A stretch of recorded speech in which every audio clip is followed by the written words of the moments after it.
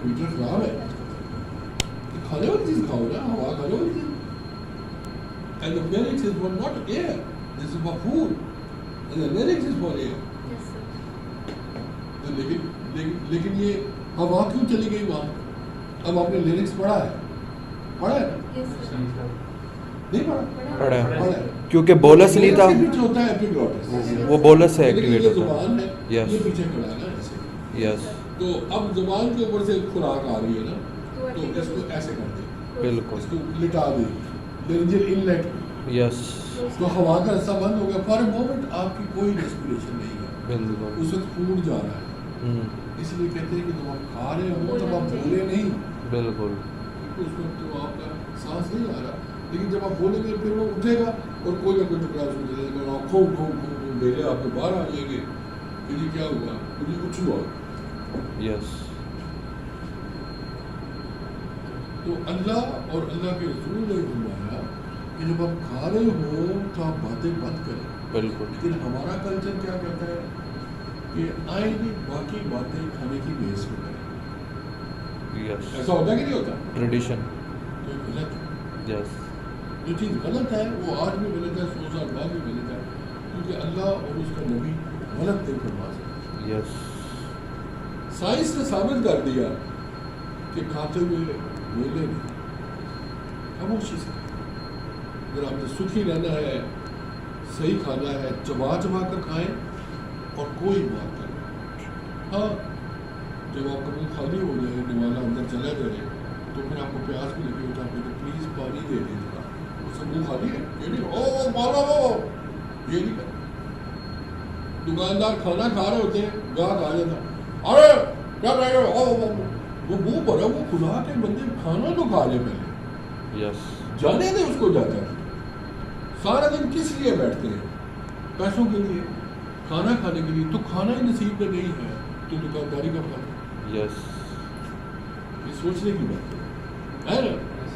और कुछ लोग बड़ा अच्छा करते हैं, बत्तियाँ बुझा देते हैं, जो मैंने देखा है, बत्तियाँ बुझा देते हैं, एक्स्ट्रा लाइट्स, बिल्कुल डिम लाइट होती है, बैठ के खाना खाते हैं और उधर लिख देते हैं कि वक्फा बनाए खाना। लोग आते हैं, कहते दुकान बंद है, ये वक्फा वो अच्छा, वो बात ही नहीं करता आपसे, आप सुकून से खाएं। यस, इस खाने के लिए तो आप दुकानदारी कर रहे हैं, अब यही आपको पता नहीं है तो क्या आप खाद दुकानदारी करते हैं, है ना? सर एक चीज़ पूछनी थी, ये जो मैंने इधर एक्स लगाया है, इधर फर्स्ट ट्रिप आएगी, ये फर्स्ट ट्रिप और इधर भी फर्स्ट ट्रिप, यही वाली ये जगह, निशान ना लगाया करो, वो मिट जाएगा सर, ये देखेंगे, बहुत बुरी बात है। वो भी थोड़ा लोगों ने नंबर लिखे हुए हैं डिग्री के ऊपर, ये के ऊपर निशान लगाए हुए सर हैं। परमानेंट से लिख देते हैं, मैंने इसलिए वो बोर्ड मार कर रखा है। मतलब आप क्या समझते, अच्छी बात है, नहीं, आपके लिए नुकसानदेह है, यस, क्योंकि आपको मेहनत नहीं करनी पड़ रही। अच्छा ट्रिब्यूनियस ये पढ़ा, अच्छा एम्बेसडर ये पढ़ा, तो आप खुद ढूंढेगा कि किधर है। यस। और सर ये जो इधर अब impressions की बात yes, करते हैं तो यहाँ ट्रेकिया ट्रेकिया, ट्रेकिया के आगे एक इंप्रेशन होगा जो राइट ब्रेकियोस्फेरिक ट्रंक का होगा, राइट ब्रेकियोस्फेरिक, और राइट ब्रेकियोस्फेरिक ट्रंक जो आगे जाके वो सब क्लेवियन और Right. तो सर ये जो क्लेवियन और कॉमन कैरोटिड में डिवाइड होगा। सर ये जो राइट लंग का एपेक्स है, इसके एक तरफ ब्रेकियोस्फेरिक ब्रांच पड़ी है और एक तरफ नहीं एक ट्रेकिया, ही ब्रेकियोस्फेरिक एक ही आएगी, वो एक ही ब्रांच एक तरफ बाद पड़ी में है। जाके स्टेनोक्लेवियर जॉइंट के पीछे पहुंच के वो दोनों डिवाइड। सर मैं ये कह रहा हूँ कि ये जो एपेक्स है ना, इसके इस तरह एक ब्रेकियोस्फेरिक है और इसके बिल्कुल इस तरफ ट्रेकिया आ रहा है ना। ट्रेकिया के आगे ब्रेकियोस्फेरिक हाँ। है, इसका आगे फर्स्ट ट्रिप है। बिल्कुल समझ उधर गए, ट्रेकिया।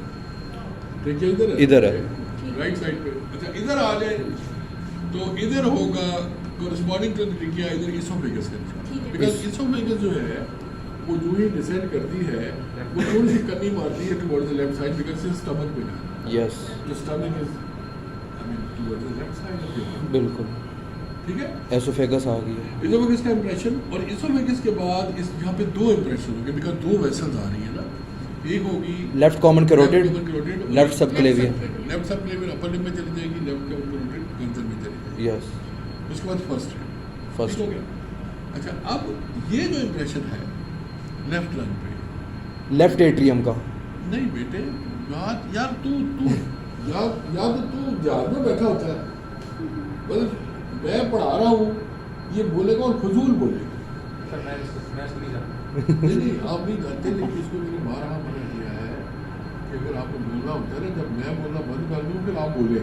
Yes sir. यदि आपने ये नहीं बताया मैं बताता हूँ, चलो कोई बात नहीं, मैं इंसान हूँ, मैं बोल सकता हूँ, लेकिन जब मैं बोल रहा हूँ तो दरमियान में इंटरप्शन नहीं, नो इंटरप्शन। यस अब मैं बताने लगा हूँ कि ये क्या है, मुझे आमद हो रही है बताने की, आप कहते नहीं ये लेफ्ट एंट्री था, ये नहीं है, this is arch of yoga, yes this is arch arch of of yoga. यहाँ पे असेंडिंग, ये आर्च और ये बन के डिसेंडिंग। समझ गए। यस तो ये सारा कुछ इंप्रेशन लेफ्ट लंग पे है, राइट पे नहीं है। बिल्कुल राइट पे क्या होगा इसके कोरस्पॉन्डिंग, ये जो इंप्रेशन है, अब ये जो इंप्रेशन है ये लेफ्ट वेंट्रिकल का है, बिल्कुल। कार्डियक इंप्रेशन, ये इंप्रेशन राइट एट्रियम का है, एट्रियम जो का आप राइट बॉर्डर बना रहे हैं। बिल्कुल। अब राइट एट्रियम के एक एंड पे इसमें इंफीरियर क्या एंटर हो रही है और एक एंड पे सुपीरियर वेना कैवा। Yes. इसके बाद सुपीरियर वेना कैवा हल्का सा इंप्रेशन यहाँ छोड़ेगी और इंफीरियर यहाँ छोड़ेगी और दोनों राइट एट्रियम में खुल जाएगी। यस बिल्कुल। ठीक है। फर्दर मोर ये है कि यहाँ पे हार्ट के ऊपर पड़ा होता है थाइमस, बच्चों में ना, बिल्कुल। बड़ों में वो फाइब्रस टिश्यू बन जाता है, इन्वोल्यूशन हो जाती है। अब में आप डिसेक्शन करें, खुद में मैं आप में डिसेक्शन करूँ, हमें कोई थाइमस नहीं मिलेगा।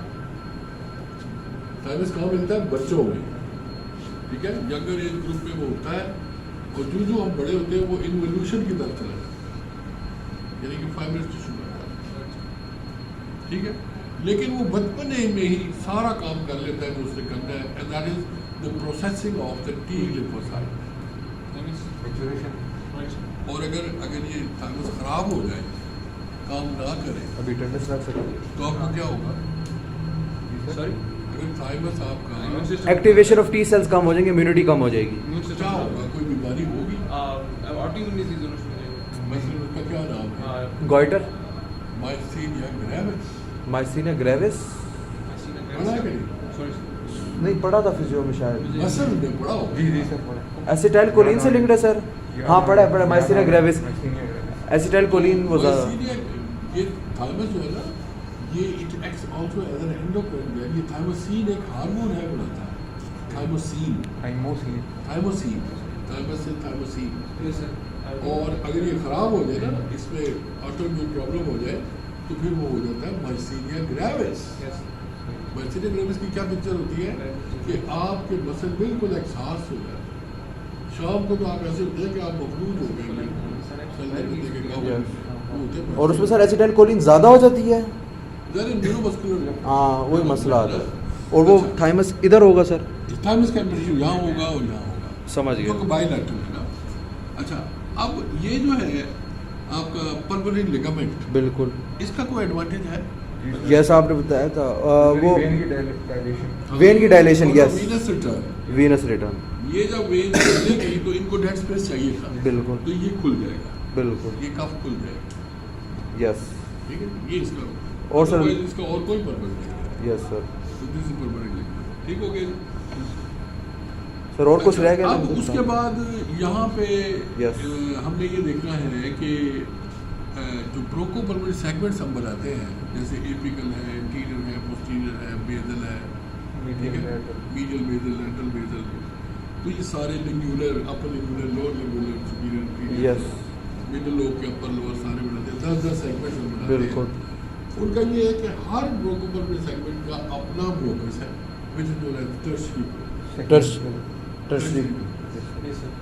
टर्शरी ब्रोकस और सेगमेंटल ब्रोकस। सेगमेंटल ब्रोंकस और हर ब्रोंकोपल्मोनरी सेगमेंट की आर्टरी है, आर्टरी है, लेकिन वेन्स ये शेयर करें, वो सेप्टा वेन्स कॉमन है, कॉमन है, ठीक है।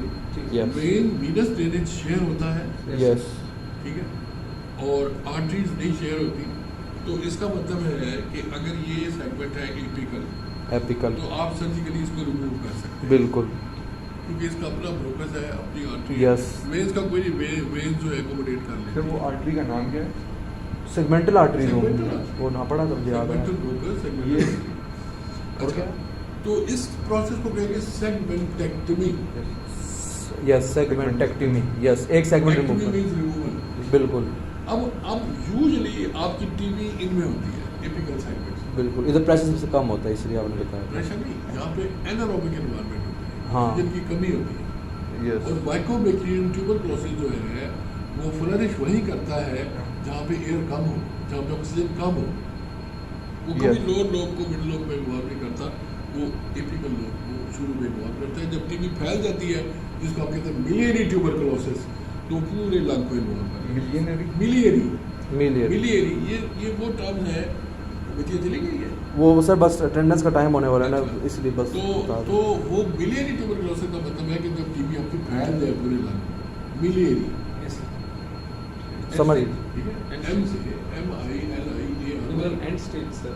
हाँ, फिर तो लंग सारा इन्वॉल्व हो गया, बिल्कुल, तो किसी काम का नहीं रह गया। अगर शुरू में जल्दी हो गया, रिमूव कर TB दें से कितना होता है। खत्म हो गया। आपको पता लंग्स गल सड़ जाते हैं TB से। बिल्कुल, यस टीबी उसके सेप्टा हर चीज सब बर्बाद हो गई। सर। और इसमें कुछ रह गया तो बता दें सर यही बस। है। सेगमेंट्स के नाम याद करने होंगे, हाँ, वो सर बता दें एकदम बेटे फाइनल। बात इस तरह है ना कि जो राइट लोब की अगर बात करें, राइट लोब की बात है, तो राइट लंग की सॉरी, तो उसमें 3 लोब है ना, 3 लोब्स हैं बस। तो उसमें 3 सेगमेंट अपर लोब के हैं, 3 2 सेगमेंट मिडिल लोब के हैं 2 और 5 सेगमेंट लोब के हैं। यस, 3 2 5 यस, 5 उधर 5 उधर 5 5। अच्छा, किताबें लिखती है कि वहाँ पे 8 पोस्टीरियर और एपिकल को इकट्ठा, वो एपी को पोस्टीरियर कह रहे थे, तो वो 8 बना देते हैं। समझ।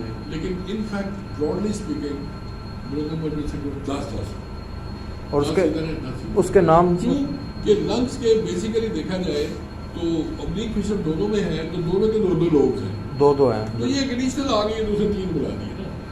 और सर उनके नाम सेगमेंट्स के, जो एपेक्स है वो एपिकल, Apical। एंटीरियर जो पोस्टीरियर, ये upper and lower, middle lobe, upper and lower, और इसका भी apical, anterior basal, posterior basal, medial basal, lateral basal, इस तरह। और उसके सर उसके भी इसी तरह ऐसे ही वही नाम है, ठीक नाम वही है। और सर इस लंग्स में कुछ रह किताब में यस एंट्रेंस सर, में कलर्स करके ना, यस समझ गए। कलर्ड करके उन्होंने बनाए हुए हैं, बिल्कुल। ताकि भूलता जाए। और इनको पढ़ने की और इनको देखने की इम्पोर्टेंस यही है कि आप कंजर्वेटिव सर्जरी कर सकते हैं। देखिए, आपका एक लंग का एपेक्स खराब हुआ है, why to sacrifice whole of the lung? बिल्कुल, वो सेगमेंट रिमूव हो जाए तो आप न्यूमोनेक्टमी कर देते हैं, बिल्कुल। चलिए तो मेरा फेफड़ा काट देता है और मेरे अंदर एक फेफड़ा, हाँ। तो भाई आपकी केमिस्ट्री, वाइटल केमिस्ट्री तो आधी रह गई। बिल्कुल, आप यस दौड़ नहीं सकते, आप एक्सरसाइज नहीं कर सकते, कल आप मारे जाएंगे। एक लंग है भाई, एक घोड़ा रह गया, 2 घोड़े थे, यस बिल्कुल। तो अब आप एक घोड़े का सिर्फ ये एक हिस्सा उतार दे, एक लिंब उतार दे, तो बाकी घोड़ा तो जिंदा है ना। यस। इसको कहते हैं कंजर्वेटिव सर्जरी। और सर इस लंग्स में कुछ रह गया है? और सर एक क्वेश्चन पूछना है। जी जी, सर वो जो सेगमेंटल आर्टरीज आप कह रहे हैं वो किसकी ब्रांचेज हैं? हाँ। अच्छा, अब हम आते हैं blood supply of the lungs की। ब्लड सप्लाई, यस सर, तो lung has got a dual blood supply, double blood supply. Yes थोड़े से ऑर्गन बॉडी में है जिनकी डबल ब्लड सप्लाई, बिल्कुल, जिसमें एक लिवर है, एक लंग है, यस। जिनकी double blood supply. Sir heart को भी कह सकते हैं? हार्ट की भी हो सकती है ना, एक अपनी और एक पूरी बॉडी की। हार्ट की डबल सप्लाई, Coronary। मतलब नहीं, ब्लड सप्लाई हार्ट की एक ही है और वो कोरोनरी आर्टरीज है, और एक वीनस ड्रेनेज है। हार्ट की डबल ब्लड सप्लाई नहीं है, सिर्फ लिवर और लंग्स की है। ठीक है ठीक सर, है ना। सेगमेंट इनकी क्यों हम कहते हैं, क्योंकि 2 किस्म की वेसल्स इसमें एंटर हो रही है। एक इसमें पल्मोनरी आर्टरी एंटर हो रही है, पल्मोनरी आर्टरी, जो कि इसको ब्लड साफ करने के लिए देगी, डीऑक्सीजनेटेड वगैरह। और एक इसमें ब्रोकियल आर्टरीज एंटर हो रही है, डबल ब्लड सप्लाई होगी ना। यस ब्रोकियल आर्टरीज ने ब्रोकाई को सप्लाई करना है, और पल्मोनरी आर्टरीज ने अटेंडेंस हो गया खून को साफ करना है। पल्मोनरी आर्टरीज डू ये आप नॉट रिकॉर्ड सप्लाई अटेंडेंस करेंगे। The bronchi, please remember, pulmonary artery do not supply the bronchi. The bronchi और the conducting, ये देखिए आपका रेस्पिरेटरी पैसेजेस जो है उनकी 2 सब डिवीजन, एक कंडक्टिंग पोर्शन है और एक एक्सचेंज पोर्शन। जो कंडक्टिंग पोर्शन है वो सिर्फ हवा को कंडक्ट करता है, उसमें तब्दीली कोई नहीं लाता, एज सच वो ले जाता है टर्मिनल ब्रोंक्यूल्स तक। तो टर्मिनल ब्रोंक्यूल्स का मतलब है कि आखिरी ब्रोंक्यूल्स, आखिरी चश्मा चिराग ऑफ द कंडक्टिंग सिस्टम। लेकिन उसके बाद ब्रोंक्यूल खत्म नहीं हुए, उसके बाद है respiratory bronchioles, respiratory ducts, and the alveoli, वो सारा एक्सचेंज पोर्शन, ठीक है ना। तो एक्सचेंज पोर्शन को सप्लाई देती है पल्मोनरी आर्टरी, क्योंकि उसने एक्सचेंज करना है ना गैसेस का। लेकिन जो सारा ट्री है ब्रोको पल्मोनरी ट्री, उसको उसके लिए अल्लाह ने ब्रोकियल आर्टरीज बनाई है। And from where they come from the thoracic aorta. तो इसका मतलब लंग्स की डबल ब्रांच बनाई हुई ना, कि लंग्स में पल्मोनरी आर्टरीज भी जा रही है और लंग्स में ब्रोकियल आर्टरीज भी जा रही है।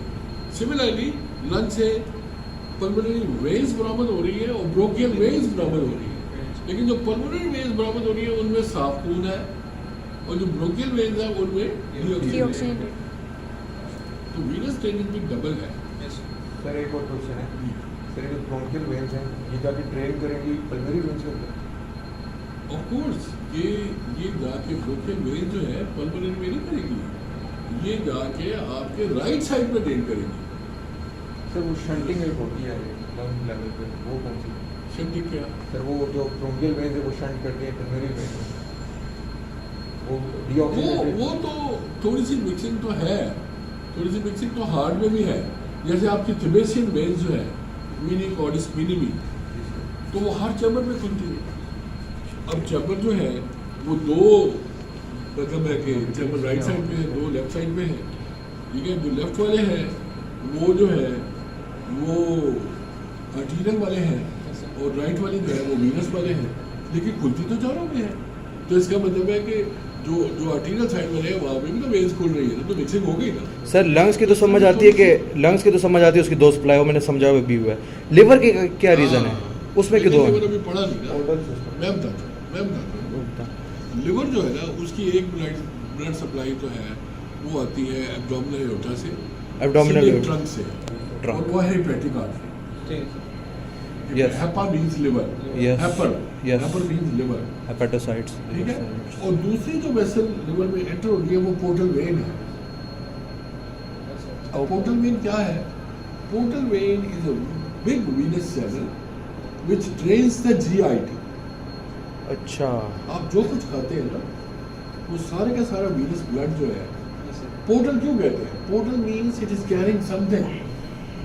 आपके एयरपोर्ट में होते हैं ना पोर्टल्स, यस, वो सामान उठाने वाले, उनको पोर्टल्स कहते हैं। तो portal vein is a when which is a when carrying the ingredients. आपका सारा जो आपने वो हलवा पूरी खाया, जो पेप्सी पी, जो आपने समोसा खाया, वो सारा डाइजेस्ट होके पोर्टल वेन में गया। अच्छा, ये तो जेआईटी की ड्रेनेज होगी लिवर के थ्रू पोर्टल वेन में, और तो दूसरी लिवर में जब गया तो लिवर में पोर्टल वेन भी गई है, लिवर में उनकी तो डबल वेन में होगी। अच्छा, एक पोर्टल वेन वाली, दूसरी जिस तरह देखो जिस तरह लंग्स में जी आपकी पल्मोनरी आर्टरीज क्या लेके जा रही है? वीनस ब्लड लेके जा रही है। जी, वो तो वीनस ब्लड और लेके ब्रोंकियल आर्टरीज क्या लेके जा रही है? आर्टरीरियल ब्लड। तो इस तरह आर्टरीरियल ब्लड हेपेटिक आर्टरी लेके जा रही है और वीनस ब्लड। सर लंग्स में तो समझ आता है ना कि लंग्स में तो ऑक्सीजनेशन करनी है, तो हार्ट से डीऑक्सीजनेटेड आ इसलिए जा रहा है कि पोर्टल वेन में इसलिए खून लिवर में जा रहा है कि वहाँ पे डिटॉक्सिफाई हो जाए एजेंट्स, कि जो आपने गलत खा लिया है वो लिवर रख ले, जो साफ है वो उसको आगे भेज। और जो दूसरा जा रहा है वो तो liver is the lab of the body. Sir जो पोर्टल वेन है वो तो डिटॉक्सिफाई हो जाएगा, जो दूसरा आ रहा है दूसरी सप्लाई। वो तो आर्टरीरियल है ना। अच्छा, वो लिवर की अपनी GI से सप्लाई थोड़ी आ है। रहा है, अच्छा GI से थोड़ी आ रहा है, वो तो एओर्टा से आ रहा है। अच्छा, सही, जो पोर्टल है वो तो पूरा आप गट से आ रहा है ना, समझ गया। यानी फुल गट से, वो उसको डिटॉक्सिफाई के लिए ला रहा है, फोर गट, मिड गट, हाइट गट, और जो दूसरा वो हार्ट से आ रहा है, समझ गया। और सर इसमें कुछ रह गया लंग्स में? सर पल्मोनरी प्लेक्सस का पल्मोनरी प्लेक्सस जो है वो इसकी नर्व सप्लाई। आपने कार्डियक प्लेक्सस पढ़ा? यस पढ़ा? यस, नहीं पढ़ा? थोड़ा पढ़ा है, मतलब वो रिवाइज नहीं किया, लेकिन तुमने क्या पढ़ा? सर कार्डियक प्लेक्स नहीं पढ़ा है कार्डियक प्लेक्सस का पता है तुम्हें? सर, बता दो। सुना है ये क्लास। ऑटोनॉमिक नर्वस सिस्टम बनाता है। हाँ, कार्डियक प्लेक्सस जो हार्ट की नर्व सप्लाई है बेटे। यस, एक तो हार्ट में कंडक्टिंग सिस्टम है ना, वो तो Autonomic ऐसे नोड एवी नोड वो देखना है ना, इंट्रिंसिक सिस्टम है, ये एक्सट्रिंसिक है। sympathetic parasympathetic। जी यस, तो ये कार्डियक प्लेक्सस है, इसके दो पार्ट्स हैं, सुपरफिशियल एंड डीप पार्ट, जो कि आपस में मिले हुए हैं, यस, ठीक है। अब इसी कार्डियक प्लेक्सस को, जो कि कॉम्बिनेशन है पैरासिम्पैथेटिक और सिम्पैथेटिक का, इसको एक्सटेंड कर दें into the हाइला of the lungs, ये चीज़ पूछनी हाइलम में चले जाए हार्ट से, लंग रूट्स पे है ना, तो लंग रूट से हाइलम ही है ना, तो हाइलम में चला गया इसी के एक्सटेंशन। अच्छा, what is the effect of parasympathetic on the lungs? lungs पे ब्रोंको कंस्ट्रक्शन करेंगे, ब्रोंको कंस्ट्रक्शन करेंगे, कंस्ट्रिक्शन, आपका सांस बंद हो जाएगा यूं, और अगर आप सिंपैथेटिक करेंगे तो ब्रोंकोडायलेटेशन, ब्रीदिंग योर सांस। अब दमा में क्या होता है, अस्थमा में आपका ब्रोंको कंस्ट्रिक्शन होता है, तो वी नीड ब्रोंकोडायलेटर्स, जैसे साल्बुटामॉल, वेंटोलिन, लोग पफ लेते हैं वेंटोलिन का, सुकून आता है, ये तो ब्रोंकोडायलेटेशन हो गई ना। और अगर आप पैरासिम्पैथेटिक स्टिमुलेंट्स दे दें, जिसको कहते हैं पैरासिम्पैथोमाइमेटिक्स ड्रग्स, ये आप 3rd ईयर में पढ़ेंगे आप फार्माकोलॉजी में। एक होती है सिम्पैथोलिटिक्स, होती है सिम्पैथोमाइमेटिक। माइमेटिक मीन्स कि जो सिम्पैथेटिक को और भी स्टिमुलेट करे, और लिटिक्स मीन्स उसको नलीफाई करे। इस तरह पैरासिम्पैथोमाइमेटिक्स एंड पैरासिम्पैथोलिटिक्स, बात समझ आ रही है? यस ये पढ़ेंगे आप 3rd ईयर में। सर, ये पल्मोनरी वेन्स के अंदर शंटेड ब्लड जाता है डीप ब्रोंकियल वेन्स के थ्रू? वो ना थोड़ी सी मिक्सिंग होती है, लेकिन इतनी सिग्निफिकेंट नहीं होती, ज़्यादा नहीं कि होता। आपका रंग ही नीला हो जाए, सही है। हो जाए, ऐसा 2 to 3% पर आया। यस, ये एक चीज़ थी। और तो यस, और सर सेनिटल लिम्फ नोड होता है, वो किसको कहते हैं? सेनिटल लिम्फ नोड, सेंटिनल, सेंटिनल, हाँ वो स्पेलिंग वर्ड कैसे? है sentinel. Sentinel. Sentinel lymph node वो है कि जो आपका आप मतलब लिम्फ नोड बायोप्सी लेते हैं, यस ठीक है ना, आप सर्वाइकल लिम्फ नोड्स की बायोप्सी लेते हैं, अब एक्सिली लिम्फ नोड्स की बायोप्सी लेते हैं। अब सेंटिनल लिम्फ नोड वो है जिसमें कुछ आपके लाइक जर्म्स या कैंसर सेल्स वो उसमें चले गए हैं। सबसे पहले सबसे पहला जो इन्वॉल्व हाँ, हुआ ना, first। उसी को आप सैंपल कर लें, बिल्कुल। उसको निकाल के तो आप डायग्नोज कर लेंगे क्या हो रहा है। That is the sentinel lymph node biopsy. और सर जो स्पॉन्टेनियस नीमोथोरैक्स है और टेंशन नीमोथोरैक्स, इन दोनों स्पॉन्टेनियस नीमोथोरैक्स ये है कि आप अच्छे खांसे थे, अचानक आपको कोई मतलब ऐसा, यानी आपका प्लूरा फट गया एम्फिसीमा, या कोई ऐसा मतलब एक अचानक से कुछ ऐसा मिसहैप हुआ कि आपको सांस मतलब आपके फेफड़े कोलैप्स होना शुरू हो गए और आपकी प्लूरल स्पेस में एयर भर गई yes, without any obvious reason, ना आपको चाकू लगा, ना आपको इंजेक्शन लगा, ना कुछ लगा, अच्छा Spontaneously हो। Spontaneous का ये बैठे मतलब बैठे। था। मतलब बैठे बैठे अच्छे खांसे थे, तबीयत खराब हो गई, लोगों को अटैक हो जाता बैठे बैठे, स्पॉन्टेनियस। सर स्पॉन्टेनियस की कॉज एम्फिसीमा हो सकती है? एल्वियोलाई की वॉल जो बर्स्ट हो जाती है वो हो सकती है ना, क्योंकि बिल्कुल एम्फाइमा में क्या होता है कि वो सारी पार्टीशंस खत्म हो जाती है ना। और सर अच्छा, हाँ, और टेंशन टेंशन नीमोथोरैक्स है, वो ये होता है कि कोई आपको लाइक बुलेट लगी, कोई चाकू लगा, कोई लड़ाई हुई, कोई पेनिट्रेटिंग इंजरी हुई, तो उसमें ये है कि सुराख हो गया। नॉर्मली तो आपके प्लूरल स्पेस में होता है नेगेटिव प्रेशर, जिसकी वजह से लंग्स एक्सपैंड रहते हैं। अगर उस प्रेशर को आप पॉजिटिव कर दें, अब नेगेटिव प्रेशर पता है क्या है इसकी एग्जांपल, कि मेरी गाली अंदर चली गई, हाँ ये नेगेटिव प्रेशर, और ये पॉजिटिव प्रेशर, समझ ठीक है गया। ना।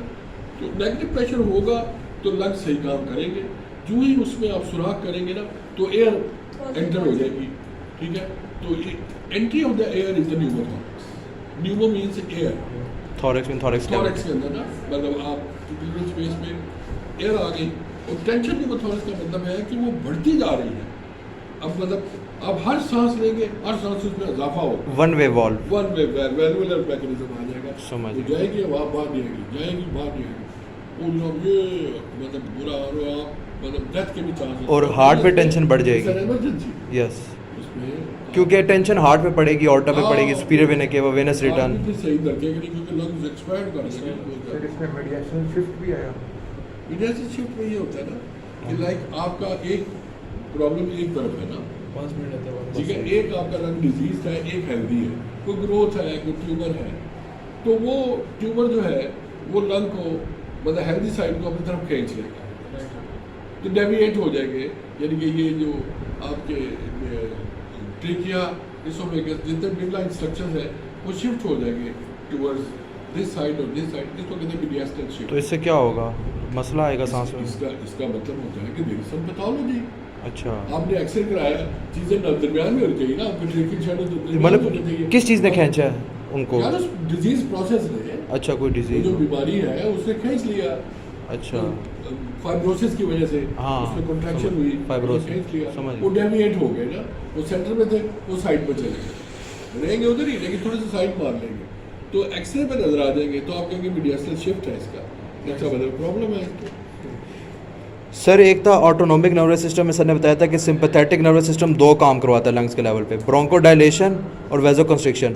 तो वो कह रहे थे ब्रोंकोडाइलेशन से तो ये फ़ायदा हो जाता है कि जब हम फाइट और फ्लाइट मोड में होते हैं, हमें ज़्यादा एयर चाहिए होती है, ऑक्सीजनेशन ज़्यादा होगी तो ब्रोंकोडाइलेशन हो जाएगी।